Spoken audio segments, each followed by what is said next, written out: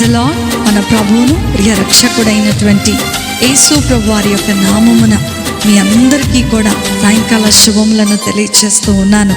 అందరు బాగున్నారా? దేవుడు మిమ్మలను మీ కుటుంబాలను దీవించునుగాక.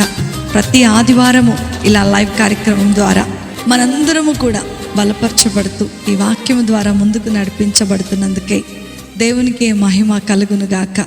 ఈ వాక్యం ద్వారా అనేక మంది బలపరచబడుతున్నారని మేము దేవునికి స్తోత్రాలు చెల్లిస్తూ ఉన్నాం. మరి ఆలస్యం చేయకుండా ఈ వారము దేవుడు మనకు నేర్పించబోతున్నటువంటి చక్కటి పాఠాన్ని నేర్చుకోవడానికి సిద్ధంగా ఉందాం. కళ్ళు మూసుకున్నట్లయితే మనం ప్రార్థనతో పరిశుద్ధాత్మ దేవుని శక్తితో వాక్య భాగంలోనికి వెళ్దాం. మమ్మల్ని మిక్కిలిగా ప్రేమించిన మా ప్రియ పరలోకపు తండ్రి, నీ ఉన్నతమైన ఘనమైన నామమును బట్టి మీకు వందనాలు ప్రభువా. ఈ వాక్యము అద్భుతమైనది. నీ వాక్యము జుంటె తేనె దారల కంటే మధురమైనది. నీ వాక్యము నాయన తండ్రి మమ్ములను అనేకమైనటువంటి ఆశీర్వాదములలోనికి నడిపించేటువంటి అద్భుతమైనటువంటి మార్గము. అలాంటి నీ వాక్యము ద్వారా మేమందరము కూడా బలపరచబడటానికి మీరు కృపను అనుగ్రహించండి. ఈ వాక్యము ప్రతి ఒక్కరి జీవితాలలో ఫలించాలి అనంటే పరిశుద్ధాత్మదేవ మీరే మాట్లాడాలి. నీ దాసురాలైన నన్ను నీ సిలువ చాటున మరుగుపరుచుకొని బలంగా వాడుకోమని యేసు నామమున అడిగి వేడుకొంచున్నాను తండ్రి, ఆమేన్.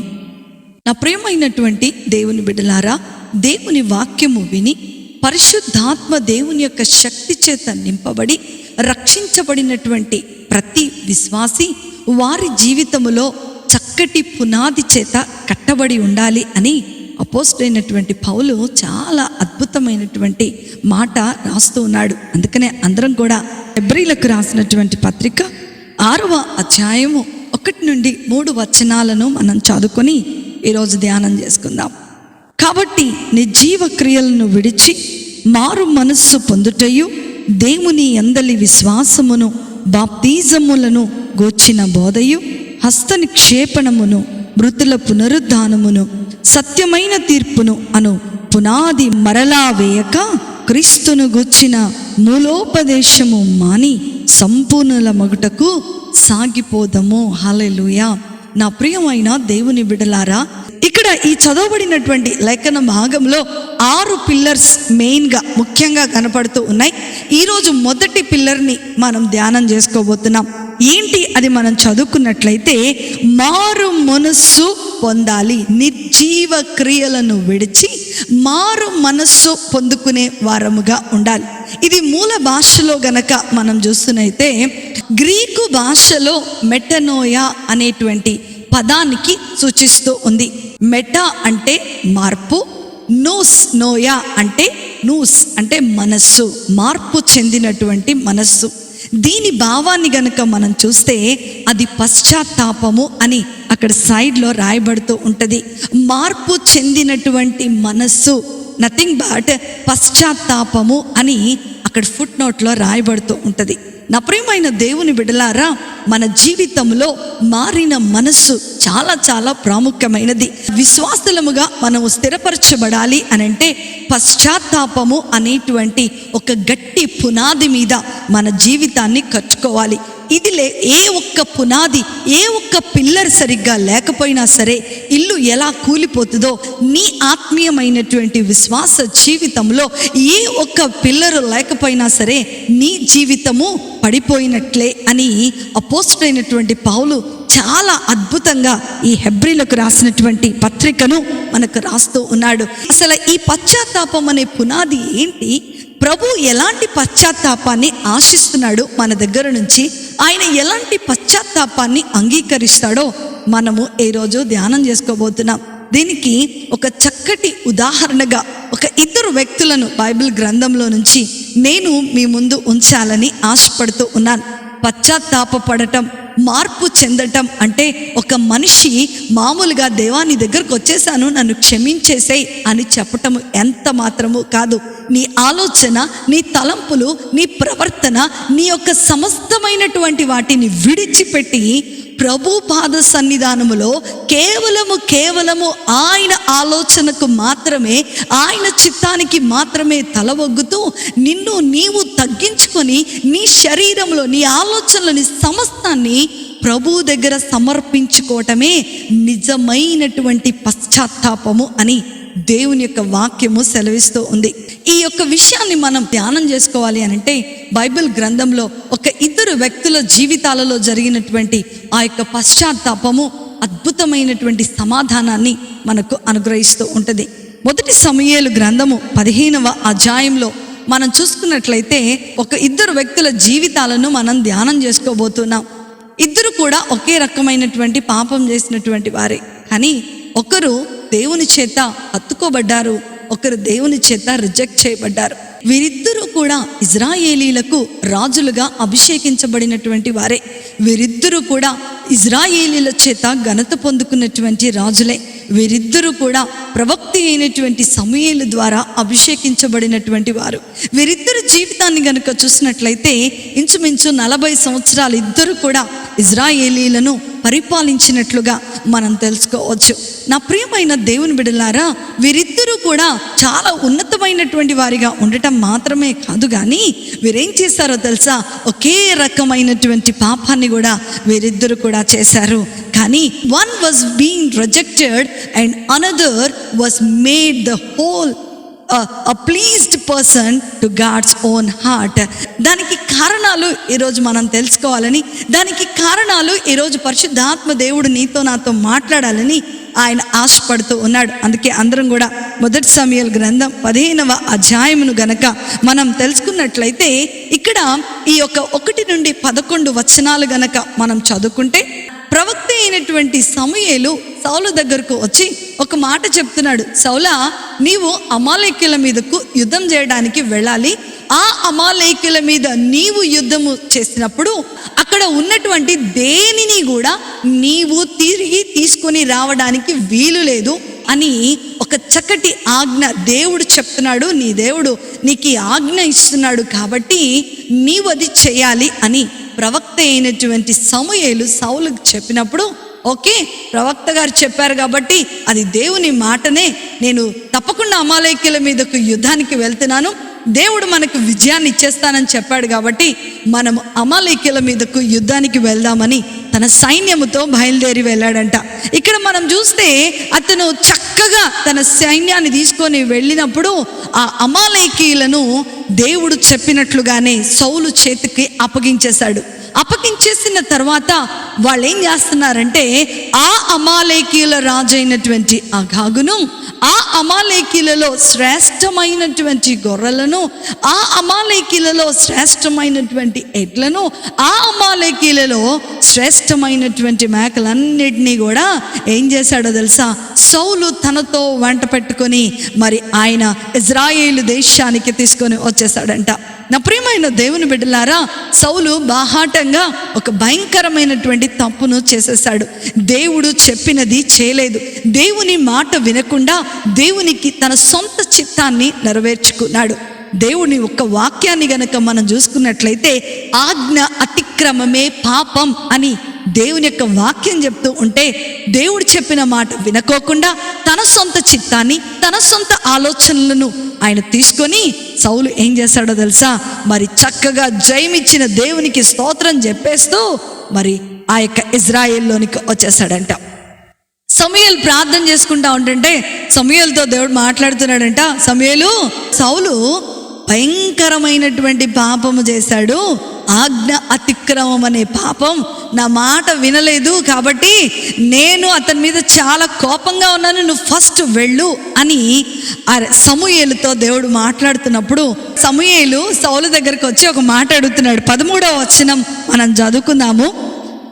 అటు తర్వాత సౌలు నెద్దకు రాగా సౌలు, యెహోవా వలన నీకు ఆశీర్వాదము కలుగునుగాక, యెహోవా ఆజ్ఞ నేను నెరవేర్చితిననగా సమూయేలు, అలాగైతే నాకు వినబడుచున్న గొర్రెల అరుపులను ఎడ్ల రంకెలను ఎక్కడవని అతన్ని అడిగాను. అందుకు అందుకు సౌలు అమాలేకీల యొద్ద నుండి జనులు వీటిని తీసుకొని వచ్చిరి, నీ దేవుడైన యెహోవాకు బలి అర్పించుటకు జనులు గొర్రెలలోను ఎడ్లలోను మంచి వాటిని ఉండనిచ్చిరి, మిగిలిన వాటన్నిటినీ మేము నిర్మూలము చేసితిమి అని ఎంత ధైర్యముగా పొగరుగా మరి సమూయేలుకు ఆన్సర్ చెప్తున్నాడంట సౌలు. నా ప్రియమైన దేవుని బిడ్డలారా, ఇక్కడ ఈ చదవబడినటువంటి లేఖన భాగమును చూస్తే సమూయేలుకు చాలా కోపం వచ్చేసి ఉంటుంది. ఎందుకంటే నీ దేవుడైన ఈయన తప్పు చేయింది పోగా, ఈయన తప్పు చేశాడు, దేవుని మాట వినలేదు, దేవుడు చెప్పింది చేయలేదు, చెయ్యకపోగా ఏం చేస్తున్నాడు, నేనైతే ఏం తేలేదయ్యా, ఇగో నా ప్రజలే దేవునికి నీ దేవుడైన యెహోవాకు బలి అర్పించటానికి తీసుకొని వచ్చారు అని చెప్తున్నాడంట. సమూయేలుకి ఎంత కోపం వచ్చిండొచ్చు. నా ప్రియమైన దేవుని బిడ్డ, నిన్న మొన్నటి వరకు నా దేవుడు, నా సజీవుడైనటువంటి దేవుడు యెహోవా, నేను ఆరాధించుచున్నటువంటి దైవమైనటువంటి యెహోవా, నా నిత్యుడకు తండ్రి అయినటువంటి యెహోవా, ఎన్ని మాటలు చెప్పుంటాడు సౌలు. కానీ ఈరోజు గర్వముతో ఏం చేస్తున్నాడంటే నీ దేవుడైన యెహోవా అంటున్నాడంట. ఈయనకు దేవుడు కాదా ఆయన? ఈయనకు దేవుడు కాదా ఆయన? నా ప్రియమైన దేవుని బిడ్డ, ఈరోజు సౌలు జీవితము మన జీవితంలో ఎన్నో పాఠాలు మనకి నేర్పిస్తూ ఉంది. అతను చేసినటువంటి తప్పుకు పశ్చాత్తాపడవలసినటువంటి సమయంలో, సౌలు ఒబీడియన్స్ చూపించాల్సినటువంటి సమయంలో తన డిస్ఒబీడియన్స్ని అక్కడ చూస్తూ ఉన్నాడు. ఎంత ప్రైడ్గా ఆన్సర్ చెప్తూ ఉన్నాడు.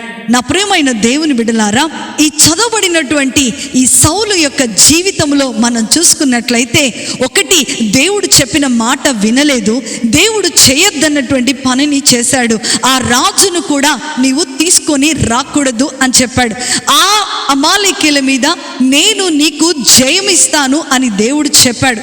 ఏ రాజ్యముతో యుద్ధానికి వెళ్ళినా, ఏ రాజులు కొట్టుకున్నా సరే, ఆ రాజ్యము యొక్క రాజును చంపితేనే ఆ దేశము మీద, ఆ రాజ్యము మీద విజయము వచ్చినట్లు. ఇది మనందరికీ కూడా తెలిసిందే. ఈ యొక్క సౌలు ఏం చేస్తున్నాడంటే ఆ దేశము యొక్క రాజును పట్టుకొని వచ్చాడంట. నేను పట్టుకొని వచ్చాను ఈయనని అంటున్నాడు. కానీ దేవుడు ఏమన్నాడు, అరే పిచ్చోడా, రాజును పట్టుకొని వస్తే నీకు విజయం ఎక్కడా? సమూయేలు చెప్తూ ఉన్నాడు, సౌలా ఎంత తప్పు చేసావయ్యా, నువ్వు దేవుని మాట వినకోకుండా, దేవుడు చెప్పింది చేయకోకుండా నువ్వు ఎంత తప్పు చేసావయ్యా. దేవుని ఆత్మ నిన్ను విడిచి వెళ్ళిపోతుంది, ఇజ్రాయేలీలకు రాజుగా నిన్ను దించేస్తున్నాడు దేవుడు, నీ సింహాసనము నీ నుండి దూరం చేయబడుతుంది అని సౌలు చెబుతూ ఉంటే భయమేసి ఎక్కడ తన సింహాసనం పోతుందోనని, ఎక్కడ తనకున్నటువంటి పదవి పోతుందోనని, ఎక్కడ తనకున్నటువంటి హోదా పోతుందోనని, అప్పుడు భయముతో ఏం చేస్తున్నాడంట, పశ్చాత్తాపడినట్టు యాక్టింగ్ చేస్తున్నాడంట. అమ్మో, నన్ను క్షమించు, అయ్యో సమూయేలు అలా చేయకు, నేను నిజంగా తప్పు చేశాను, నాది తప్పే, మరి నాది కూడా తప్పు కాదు, నా చుట్టూ ఉన్నవారు తీసుకొద్దాం దేవునికి బలి అర్పించడానికే కదా, దేవునికి ఇవ్వడానికే కదా, మనం ఏమన్నా సొంతగా వాడుకొని కోసుకొని తినటానికి ఏమైనా తెచ్చుకుంటున్నావా అని చెప్పారయ్యా, ఇది నా తప్పు కాదు అన్నట్టుగా సౌలు అక్కడ సమూయేలుకి సమాధానం ఇస్తున్నట్లుగా మనం చూస్తున్నాం. కానీ దేవుడు ఒక మాట చెప్పాడు, సమూయేలు నీవు ఇక వెళ్ళిపో అని చెప్పాడంట. అదే 33వ అధ్యాయం 35వ వచనంలో, అప్పుడు సమూయేలు రామాకు వెళ్ళిపోయిన, సౌలు గిబియాలోని తన ఇంటికి వెళ్ళిపోయిన. సౌలు బ్రతికిన దినములన్నిటిను సమూయేలు అతన్ని దర్శింప వెళ్ళలేదు గాని సౌలు గూర్చి దుఃఖాక్రాంతుడాయను. మరియు తాను సౌలు ఇజ్రాయేలు మీద రాజుగా నిర్ణయించినందుకు యెహోవా పశ్చాత్తాపపడెను.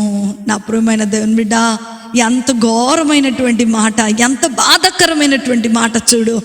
సౌలు చేసినటువంటి తప్పు మూలాన ఏమంటున్నాడంట, యెహోవా పశ్చాత్తాపపడ్డాడు అని ఇక్కడ రాయబడుతుంది. ఇక్కడే తెలిసిపోయింది, Saul was been rejected by God.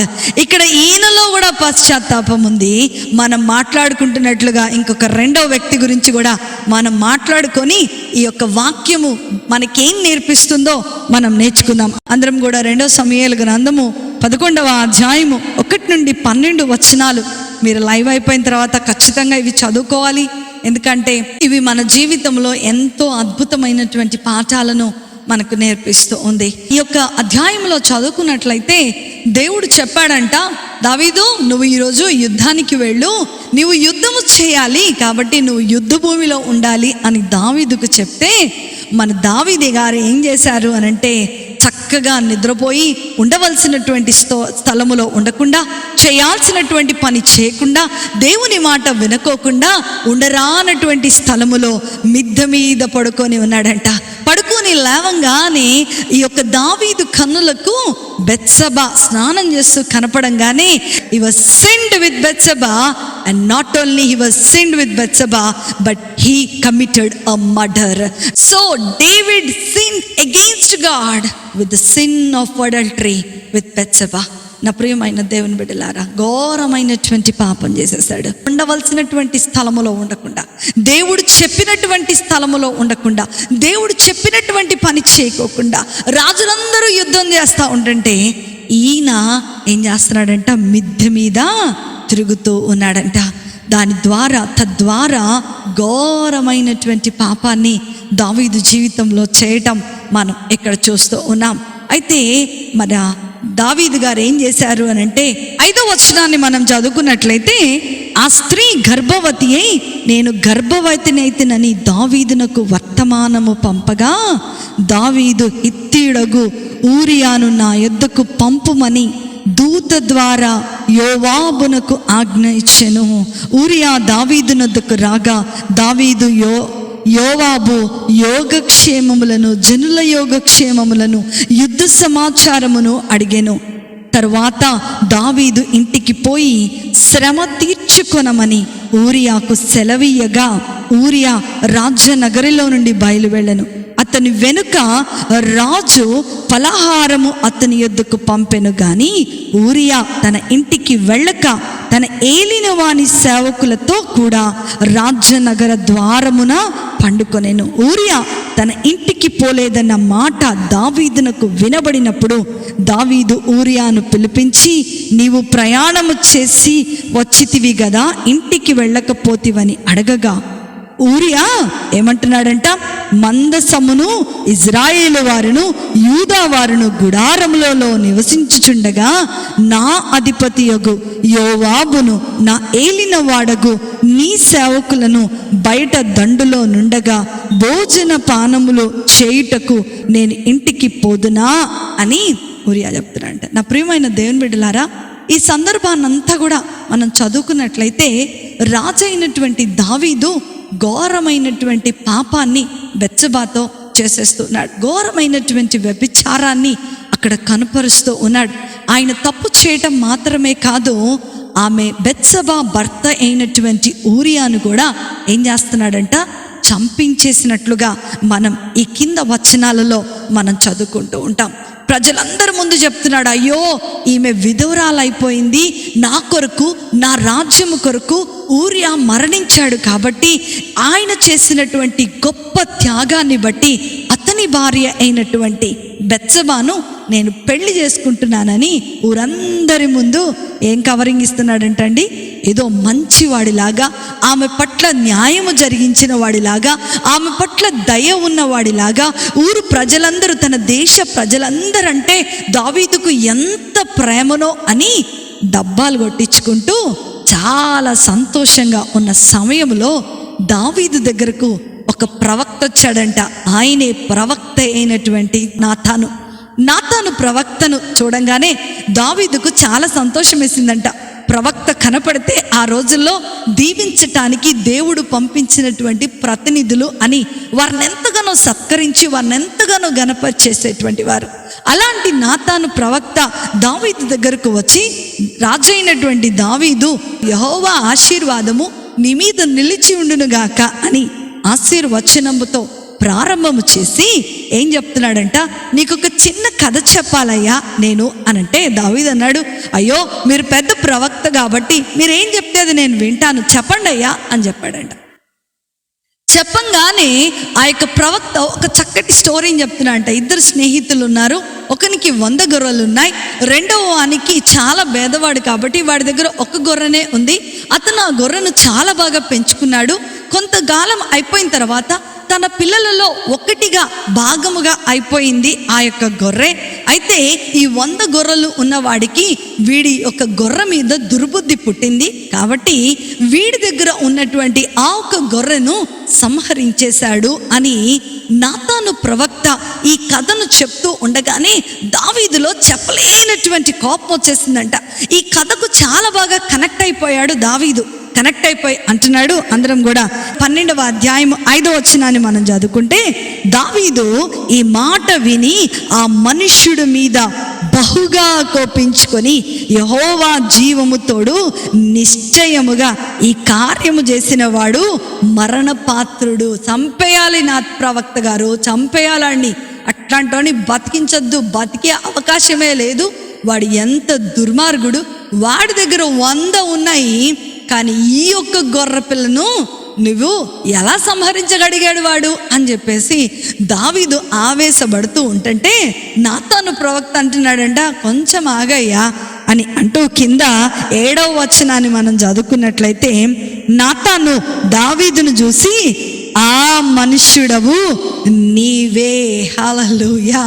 ఆ మనుష్యుడు ఎవరో కాదయ్యా, హోల్డ్ ఆన్, ఎందుకంత ఆవేశపడిపోతున్నావు? ఆ మనుష్యుడవు నీవే.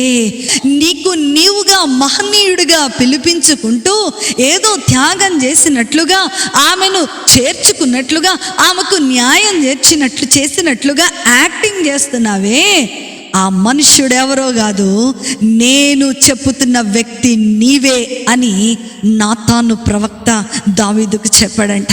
దావీదుకు నాతాను ప్రవక్త ఎప్పుడైతే ఈ మాటను చెప్పాడో దావీదులో వణుకు పుట్టింది.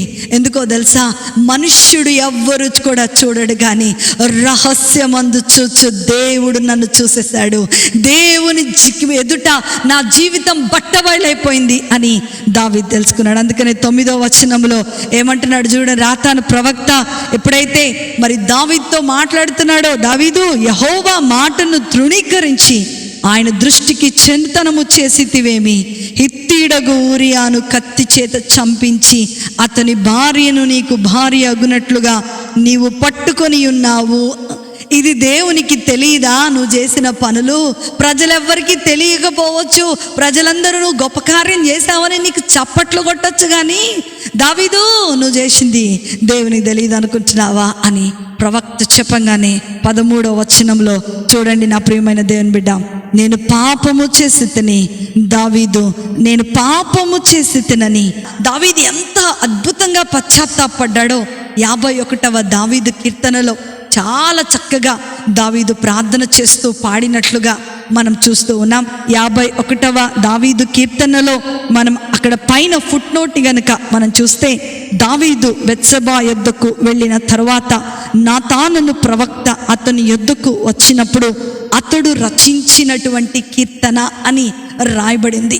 తను పాపము చేశానని, దేవుని మాటకు విరోధముగా ప్రవర్తించావు అని, దేవుని మాటను ధిక్కరించావు అని ఎప్పుడైతే నాతాను ప్రవక్త చెప్పాడో దావీదు ఇంకా వెనకడుగు వేయడం లేదు, పశ్చాత్తాపడుతున్నాడంట. మనము ఈ యొక్క వచనం వెంబడి వచనం చదువుకున్నా కూడా ఇది చాలా అద్భుతమైనటువంటి కీర్తన. నేను ఈ కీర్తన అంతా కూడా చదవటం లేదు, కానీ మీరు ఖచ్చితంగా చదవాలి. దావీదు దేవుని హృదయానుసారుడిగా మారటానికి ఈ కీర్తన ఒక మూల పదముగా ఉండబోతుంది. దావీదు జీవితంలోనికి యేసు ప్రభువారు స్థిరమైనటువంటి రాజ్యాన్ని చేయటానికి కారణం ఈ యొక్క 51వ కీర్తనగా మనకు కనపడుతూ ఉంది. ఇక్కడ మనం చూస్తున్నట్లయితే, దేవా నీ కృప చొప్పున నన్ను కరుణించుము, నీ వాత్సల్య బాహుల్యము చొప్పున నా అతిక్రమములను తుడిచివేయండి. ప్రభువా, నేనే నా దోషము పోవునట్లుగా నన్ను బాగుగా కడుగు ప్రభువా, నా పాపము పోవునట్లు నన్ను పవిత్రపరచము, నన్ను కడుగు ప్రభువా అని పశ్చాత్తాపముతో దావీదు ప్రార్థన చేస్తూ ఉన్నాడు. మళ్ళా ఇంకా కింద మనం వచనాలను గనక చదువుకున్నట్లయితే, నీకు కేవలము నీకే విరోధముగా నేను పాపము చేసి ఉన్నాను, నీ దృష్టి ఎదుట నేను చెడుతనము చేసి ఉన్నాను, కావున ఆజ్ఞ ఇచ్చినప్పుడు నీవు నీతిమంతుడుగా అగుబడుదువుగాక. నా తండ్రి, నీవు నా ప్రార్థన ఆలకించండి. నీ ఎదుట నేను పాపం చేశానయ్యా, ఇలాంటి తప్పు నేను చేయకుండా ఉండాల్సింది. నీతిమంతుడు అయిన దేవుడు అని నేను తెలుసుకొని కూడా నేను పాపము చేశాను ప్రభువా అని పశ్చాత్తాపముతో అక్కడ దావీదు ప్రార్థన చేస్తున్నాడు. ఈ 12 వచనాలు కూడా చాలా అద్భుతమైనటువంటి బలమైన పశ్చాత్తాపం ఎలా దావీదు ప్రార్థన చేశాడో అద్భుతంగా రాయబడి ఉన్నాయి. అందుకనే మొదటి యోహాను రాసినటువంటి పత్రిక 1వ అధ్యాయము 9వ వచనంలో మనం చూసుకున్నట్లయితే, మన పాపములను మనము ఒప్పుకొనిన ఎడల ఆయన నమ్మదగిన వాడును నీతిమంతుడై ఉన్నాడు గనక మనలను ఆయన క్షమించును అని రాయబడుతూ ఉంది. నా ప్రియమైన దేవుని బిడ్డలారా, ఇక్కడ ఇద్దరు కూడా ఒకే రకమైనటువంటి పాపాన్ని చేశారు. ఇద్దరు కూడా దేవుని మాట వినకోకుండా ఆజ్ఞ అతిక్రమం అనేటువంటి పాపములోనికి వారి జీవితాన్ని నడిపించారు. అయితే వీళ్ళిద్దరికీ కూడా ఒక వార్నింగ్ వచ్చింది. ప్రవక్త అయినటువంటి సమూయేలు ద్వారా సౌలుకు, ప్రవక్త అయినటువంటి నాతాను ద్వారా దావీదునకు ఒక వార్నింగ్ వచ్చింది. ఒకరేమో వారి తప్పును కప్పిపుచ్చుకోవటానికి, వారి తప్పును సమర్థించుకుంటూ వారు ముందుకు మాట్లాడుతూ గర్వంగా మాట్లాడుతూ ఉంటుంటే, ఒకరేమో పశ్చాత్తాపముతో దేవుని పాదాలను కడిగి కడిగి కడిగి వారి పాపము నుండి విడుదల పొందుకునేటట్లుగా మనము ఇక్కడ చూస్తూ ఉన్నాం. నా ప్రియమైన దేవుని బిడ్డలారా, ఈరోజు ఎందుకు సౌలు రిజెక్ట్ చేయబడ్డాడు, ఎందుకు దావీదు దేవుని ధ్యానుసారుడిగా మార్చబడ్డాడో మనం తెలుసుకోవాలి అనంటే, అందరం కూడా మొదటి సమూయేలు రాసినటువంటి గ్రంథము 16వ అధ్యాయము 7వ వచనాన్ని మనం చదువుకున్నట్లయితే, యెహోవా సమూయేలుతో ఇలాగనెను, అతని రూపమును అతని ఎత్తును లక్ష్య పెట్టకము, మనుషులు లక్ష్య పెట్టు వాటిని యెహోవా లక్ష్య పెట్టడు, నేను అతన్ని త్రోసివేసి ఉన్నాను. హల్లెలూయా. నా ప్రియమైన దేవుని బిడ్డలారా, మనుషులు పైవేషాన్ని చూస్తారు కానీ దేవుడు మన అంతరంగాన్ని చూస్తాడు. సౌలు కూడా పశ్చాత్తాపడుతున్నాడు. ఎప్పుడు పశ్చాత్తాపడుతున్నాడంట? తన సింహాసనపు కుర్చీలు కదిలిపోతున్నప్పుడు, తన కిందున్నటువంటి సీటు కదిలిపోతున్నప్పుడు, ఎక్కడ ఇజ్రాయేలీల చేత నేను రిజెక్ట్ చేయబడతానో, ఎక్కడ గాడిదను కాసుకునేటువంటి నన్ను తీసుకుని వచ్చి రాజుగా చేసేసాడు, నాకిచ్చినటువంటి రాజ్య పదవి ఎక్కడైతే నా నుంచి దూరం చేయబడుతుందో అనేటువంటి భయముతో ఏం చేస్తున్నాడంట? పశ్చాత్తాపడుతూ ఉన్నాడు. నా ప్రియమైన దేవుని బిడ్డ, అట్ ద సేమ్ టైం దావీదు తన రాజు యొక్క రాజరికాన్ని పక్కన పెట్టాడు. తను ఏడ్చి ప్రార్థన చేస్తే సేవకులు ఏమనుకుంటారో, నా కింద పనిచేస్తున్న వారు ఏమనుకుంటారో, మరి నాతాను ప్రవక్త ముందు నేను చిన్నవాడిని అయిపోతాను అనుకుంటాడో, ఏమీ చూడకోకుండా ప్రభు పాదాల వెమ్మటే పడి, ప్రభా నన్ను క్షమించు ప్రభా, దేవా తండ్రి, నాకిచ్చిన ఈ హోదా ఒక చిన్నవాడైనటువంటి దావీదుగా ఉన్న నేను, గొర్రెల కాపరిగా ఉన్నటువంటి నన్ను ఇజ్రాయేలీలకు రాజుగా చేశావు, ఇది కేవలం నీ కృపనే ప్రభా, నేను నీ ఎదుట పాపము చేశాను ప్రభా అని అంతరంగములో పశ్చాత్తాపాన్ని కలిగి ఉన్నట్లుగా మనం చూస్తూ ఉన్నాం. నా ప్రియమైన దేవుని బిడ్డలారా, నీ జీవితంలో ఎన్ని వాక్యాలు వింటున్నావు, నీ జీవితంలో ఎన్ని వాక్యాలు, ఎన్ని మీటింగులు అటెండ్ అవుతున్నావు, ఎన్ని ఆదివారాలు నీ యొక్క జీవితంలో చర్చికి వెళ్ళి వస్తున్నావు, కానీ నీలో పశ్చాత్తాపం ఉందా లేదా? నీ అంతరంగంలో నువ్వు ఏమై ఉన్నావో దాన్ని మాత్రమే దేవుడు చూస్తాడు. నీ బాహాటముగా నువ్వు ప్రార్థన చేస్తున్నావా లేదా? బాహాటముగా నువ్వు ఉపవాసం చేస్తున్నావా? అంతరంగములో నీలో గనక దేవుని మాట విననటువంటి స్వభావము ఉన్నట్లయితే ఈరోజు ప్రభు నిన్ను నన్ను కూడా రిజెక్ట్ చేయడానికి ఎంత మాత్రము వెనకాడని ఈరోజు ఈ వాక్య భాగం ద్వారా దేవుడు నీతో నాతో మాట్లాడుతూ ఉన్నాడు. చాలా మంది పైకి భక్తిగా, చాలా మంది దేవునికి దశంభాగాలు ఇచ్చేస్తూ, చాలా మంది ఉపవాసాలు ఉంటూ, చాలా మంది సేవ చేసుకుంటూ, చాలా మంది గంటలు గంటలు ప్రార్థన చేసుకుంటూ, బైబిల్ చదువుకుంటూ గడుపుతూ ఉంటారు. కానీ వారి అంతరంగంలోనికి వెళ్ళినట్లయితే వారి జీవితంలో ఎవ్వరికి కనపడనటువంటి పాపము ఉంటూ ఉంటది. ఇలా వాక్యము ద్వారా ప్రతి వారము దేవుడు హెచ్చరిక చేస్తున్నా సరే పశ్చాత్తాప పడకోకుండా మొండిగా ఏం కాదులే, నేను ప్రార్థన చేస్తున్నాను, ఏం కాదులే, నాలో విశ్వాసం ఉంది, ఏం కాదులే, మానవులన్న తర్వాత తప్పు చేయడం సహజమే, ఏం కాదులే, దేవుని రక్తంలో గడిగేస్తాడులే, ఏం కాదులే, అవసరమైనప్పుడు పేకల మీదకి వచ్చిందంత పశ్చాత్తాపడొచ్చలే అని అనుకునే వాళ్ళు కూడా లేకపోలేదు. But my dear brother and sister, today God is telling you that ఈ పశ్చాత్తాపం అనే పునాది మీద నీ విశ్వాస జీవితాన్ని నువ్వు కట్టుకోపోతే నీ విశ్వాస జీవితం పడిపోయినట్లే. కాబట్టి మన విశ్వాస జీవితాన్ని కట్టుకోవాలంటే నీ రహస్యములో దేవుడు నిన్ను చూస్తూ ఉన్నాడు. నువ్వు రహస్యంగా చెడు ఆలోచనలు కలిగి ఉన్నావా? చెడు తలంపులు కలిగి ఉన్నావా? దేవుని మీద విశ్వాసం లేకుండా ఉన్నావా? నా ప్రియమైన దేవుని బిడ్డ, విశ్వాసము లేకుండా దేవునికి ఇష్టుడై ఉండుట అసాధ్యము అని దేవుని యొక్క వాక్యం చెప్తుంది. ఈరోజు ఈ మొదటి విషయాన్ని మనం జ్ఞాపకం చేసుకోవాలి. సౌలు రిజెక్ట్ అవ్వటానికి కారణం ఏంటంటే అంతరంగములో పశ్చాత్తాపాన్ని లేకోకుండా, అంతరంగంలో దేవుడంటే భయము లేకోకుండా జీవిస్తూ ఉన్నాడు. దావీదు జీవితాన్ని దేవుడు హత్తుకోవటానికి కారణం ఏంటో తెలుసా? అంతరంగములో పశ్చాత్తాపడి శుద్ధమైన హృదయాన్ని కోసము దావీదు అడుగుతూ ఉన్నాడు. అందరం కూడా యాకోబు రాసినటువంటి పత్రిక 4వ అధ్యాయము 6వ వచనంలో మనం చదువుకుంటే, ఆయన ఎక్కువ కృపను నిచ్చును, అందుచేత దేవుడు అహంకారులను ఎదిరించి దీనులకు కృప అనుగ్రహించును. హల్లెలూయా. నా ప్రియమైన దేవుని బిడ్డలారా, రెండవది మనం ఇక్కడ చూసుకున్నట్లయితే ఆయన అధికారమునకు లోబడేటువంటి వారిని దేవుడు క్షమిస్తాడు. ఆయన అధికారమునకు లోబడే వారి మీద దేవుని కృపను చూపిస్తాడు.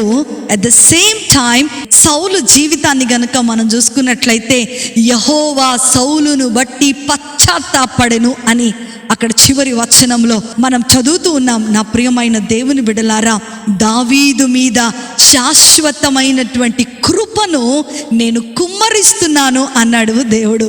నా ప్రియమైన దేవుని బిడ్డలారా, ఈరోజు నీ జీవితంలో ఎందుకు గర్వపడుతున్నావు? ఒకవేళ దేవుడు చెప్పింది చేయకోకుండా నీకున్న పరిస్థితులను బట్టో, నీకున్న హోదాని బట్టో, నీకున్నటువంటి స్థితిగతులను బట్టో, నీకున్నటువంటి అధికారమును బట్టి నీవు గర్విస్తున్నటువంటి పరిస్థితిలో ఉన్నట్లయితే, ఒకవేళ ఈ పాపం చేస్తున్నావు, వాక్యము నిన్ను పదే పదే పదే పదే హెచ్చరిక చేస్తున్నట్లయితే, దేవుని వాక్యానికి లోబడకుండా ఉండటమే గర్వము అని దేవుని యొక్క వాక్యం సెలవిస్తూ ఉంది. ఎవరైతే దేవునికి లోబడతారో, ఎవరైతే దేవుని ఆజ్ఞకు లోబడతారో, ఎవరైతే దేవుని వాక్యానికి లోబడతారో, వాళ్ళు దావీదులాగా దేవుని హృదయానుసారులుగా జీవిస్తారు. ఎవరైతే దేవుని మాటకు లోబడకుండా గర్వంగా ప్రవర్తిస్తారో, గర్వం అంటే డంబకంగా మాట్లాడటము, లేకపోతే గ్రేట్గా గొప్పలు చెప్పడమో కాదండి. ఇక్కడ యాకోబు రాసినటువంటి పత్రికలు ఏమంటున్నాడు? లోబడి ఉండకపోవటమే గర్వము. దేవుని వాక్యం చెప్తుంది స్మోకింగ్ ఆపేయ్, దేవుని వాక్యం చెప్తుంది డ్రింకింగ్ ఆపేయ్, దేవుని వాక్యం చెప్తుంది వ్యభిచారాన్ని ఆపేయ్, దేవుని వాక్యం చెప్తుంది నిన్ను వలె నీ పొరుగువారిని ప్రేమించు, దేవుని వాక్యం చెప్తుంది అబద్ధాలు ఆపేయ్, దేవుని వాక్యం చెప్తుంది మోసం చేయడం ఆపేయ్. ఒకవేళ ఈరోజు నీవు లోబడకపోతే నీవు కూడా ఆ యొక్క సౌలు జీవితంలోనికి, సౌలు బాటలోనికి వెళ్ళిపోయినట్లే. ఏ బాటలోనికి రావాలనుకుంటున్నావో నిర్ణయం తీసుకో. నా ప్రియమైన దేవుని బిడ్డలారా, ఈరోజు ఈ సాయంకాల సమయంలో దేవుని మాటకు మనము లోబడిన వారంగా ఉండాలి. దేవుని ఆజ్ఞలను పాటించే వారముగా మనం ఉండాలి. వీరిద్దరి జీవితాలను మన ముందు చాలా అద్భుతంగా ఉంచుతూ ఉన్నాడు. గాడిదలు కాసుకునేవాడు సౌలైతే గొర్రెలు కాసుకునేటువంటి వాడు దావీదు. అరణ్యంలో ఉన్నటువంటి వారిని, ఎందుకు పనికిరానటువంటి వారిని, చిన్న కుటుంబాల నుంచి, చిన్న గ్రామాల నుంచి వచ్చినటువంటి వారిని, ఎన్నికలేనటువంటి వారిని, ఇద్దరిని కూడా రాజులుగా ఉండటానికి దేవుడు వారిని అభిషేకించారు. ఈరోజు దావీదు లాంటి జీవితము నీకు కావాలని, దావీదు వేసుకున్నటువంటి వాక్యం అనే పునాది మీద నీ జీవితాన్ని కట్టుకోవాలని, పశ్చాత్తాపం అనే ఒక పిల్లర్ని నీవు గనక వేసుకున్నట్లయితే నీ ఆత్మీయమైన జీవితము అద్భుతంగా కట్టబడుతూ ఉంటుంది. అలా కాకోకుండా నిన్ను నీవు మభ్య పెట్టుకుంటూ నేను చేసేది కరెక్ట్, నేను పరిశుద్ధుడను, నేను ఇలాగే జీవిస్తాను, నా స్నేహితులా జీవిస్తున్నారు, మరి వారితో నేను ఉన్నప్పుడు నాకు ఇలాంటివన్నీ చేయడం తప్పదు, కాబట్టి నేను ఇవి చేయాల్సిందే, నేను పాపం చేయాల్సిందే, చేయకపోతే వారిలో నేను తక్కువ వాడిని అయిపోతాను, తక్కువ దాన్ని అయిపోతాను అని నువ్వు అనుకున్నట్లయితే you will be rejected by God. నిస్సందేహముగా నువ్వైనా నేనైనా సరే మనం దేవుని చేత రిజెక్ట్ చేయబడతాం. కానీ అలా కాకోకుండా నీ హృదయాన్ని దేవునికి సమర్పించి ఈ వాక్యము గనక నిన్ను కదిలిస్తున్నట్లయితే, ఈ వాక్యము గనక నీకు హెచ్చరిక చేస్తున్నట్లయితే, ఈ వాక్యము గనక నీలో ఇంకా ఈ పశ్చాత్తాపం అనే పునాది లేదు అని అనిపిస్తే, నిన్ను నీవు కట్టుకున్నట్లయితే నిరంతరమైనటువంటి సింహాసనము, దావీదు సింహాసనాన్ని ఎలా స్థిరపరిచారో నీ హృదయాన్ని కూడా ఆయన స్థిరపరచబోతున్నారు. నీ హృదయములో ఆయన శాశ్వతముగా ఒక సింహాసనాసీనుడిగా ఉండబోతున్నాడు. ఆయన నీ జీవితంలో రాజ్యాన్ని ఏలబోతూ ఉన్నాడు. నీ బ్రతుకును అందమైనటువంటి జీవితంగా మార్చేసి అనేకులకు ఆశీర్వాదకరముగా, దావీదుని ఎలా అయితే అనేకులకు ఆశీర్వాదకరముగా ఉంచాడో అదే విధముగా నీ జీవితాన్ని స్థిరపరిచి, నీ జీవితాన్ని బాగు చేసి, నీ జీవితాన్ని ఆశీర్వదించి అనేకులకు ఆశీర్వాదకరముగా ఆయన నిన్ను అభిషేకించబోతున్నాడు. కాబట్టి నా ప్రియమైన దేవుని బిడ్డ, ఈరోజు ఇంకా ఏమన్నా నీలో తప్పులు దాగి ఉన్నట్లయితే ఈ వాక్యము నీకు కూడా ఒక వార్నింగ్. సౌలు నాతాను కాదు, దేవుని యొక్క పరిశుద్ధమైనటువంటి ఈ వాక్యమే నీకొక వార్నింగ్ బెల్గా మరి ఈరోజు నిన్ను హెచ్చరిక చేస్తూ ఉంది. నిన్ను నువ్వు మార్చుకో, నిన్ను నువ్వు కట్టుకో, దేవుడు నిన్ను ఆశీర్వదించబోతున్నాడు. అట్టి కృపా, ధన్యత, ఆశీర్వాదము వాక్యం వింటున్న దేవుని పిల్లలైన మీ అందరికీ అనుగ్రహించబడును గాక. ఆమేన్. ప్రార్థన చేసుకుందాం. మమ్మల్ని మిక్కిలిగా ప్రేమించిన మా ప్రియ పరలోకపు తండ్రి, మీకు వందనాలు. ఇప్పుడు వరకు మీరు మాకు అందించిన ఈ వర్తమానాన్ని బట్టి మీకు వందనాలు. సౌలు వలె ప్రభా తండ్రి అయ్యా యాక్టింగ్ చేయకోకుండా దావీదు వలె నిజమైనటువంటి పశ్చాత్తాపముతో నీ పాదముల యొద్దకు మేము వస్తున్నాం. మా హృదయాన్ని కడిగి మా జీవితాలను భద్రపరిచి ప్రభా తండ్రి మా పాపములను, మా అతిక్రమములన్నీ తుడిచివేసి నీ కొరకు నిలబడేటువంటి ఒక అందమైనటువంటి పాత్రలుగా మమ్మలను చేయండి. మా జీవితాలను మీ హృదయానికి హత్తుకునే వారముగా ఉండినట్లుగా మేము మార్చుకునే కృపను మీరు అనుగ్రహించండి. మా మీద మీరే రాజ్యము చేసి ప్రభా తండ్రి మమ్మలను, మా కుటుంబాల మీద శాశ్వతమైన కృపను మీరు కురిపించమని యేసయ్య నామమున అడిగి వేడుకొంచున్నాను తండ్రి.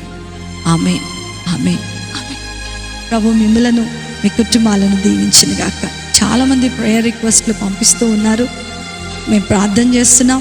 దేవుడు మీకు విడుదలను అనుగ్రహించినట్లయితే వెంబటే మాకు జవాబును రాయండి.